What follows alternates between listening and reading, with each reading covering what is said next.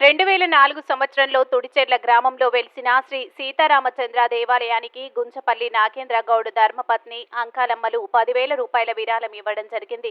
ఆ డబ్బులు బ్యాంకులో డిపాజిట్ చేసి 2024 సంవత్సరంలో వచ్చిన మొత్తం రూపాయలకు స్వామివారికి వెండి చెంబు, వెండి పల్లెం, వెండి ఉత్తరేని బహుకరించడం జరిగింది. ఈ కార్యక్రమంలో గుంజపల్లి హరికృష్ణ, వారి ధర్మపత్ని శ్రావణి, వారి కుమార్తెలు పాల్గొనడం జరిగింది. AR5 TV news reporter Ahmed.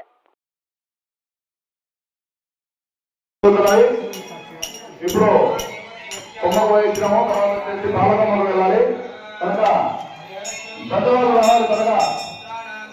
Atmakur Venkataramana దంపతులు, మొత్తం దంపతులు త్వరగా కార్యక్రమానికి